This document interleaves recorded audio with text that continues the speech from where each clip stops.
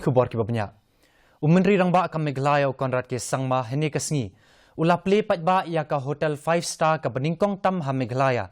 Ka Taj Vivanta Shillong. Hadien baki paidbah ka nongbah ki laap la lai pun riu snem. Kiwei ki dkhot ka kynhun myntri bat ki he sorkar ki iadon lang ha ka ni ka sngi. Haba kren ha ka jingialang mentri rangbah ula ong ba ka long ka khraw ya ka jylla. Namar ka jingtei ya ka ka hotel ka la sahkut la slem. Ula banru ba ka ni ka hotel kala la ban pynbiang ya ki jakasa na kebenta ki nongwan jungokai ki banwan shasor Shillong.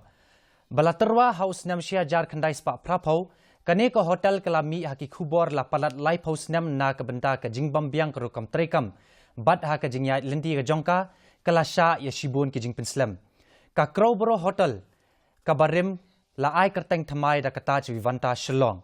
Kane ka hotel ka badon ha ka benta pedeng jong ka nongbah Shillong ka don baro shispa atli ki kamra bat in thongkam ya kumba shispa san pongut ki nongtrei ha ki kam bapher. Thank you. Because of the efforts put in by everybody.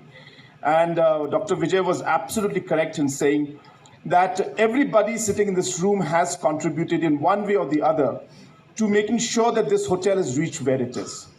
We may have played a part in pushing things at the right time with the right effort and monitoring things, but I think everybody has done their part and their role. Our chief secretaries, Mr. Rao is there, Mr. Thank You is there, Kong Rebecca is here, all the past MDs who have been here by Hector, Mr. Prashant Nayak, Kong Rebecca of course, and of course our chief secretary himself.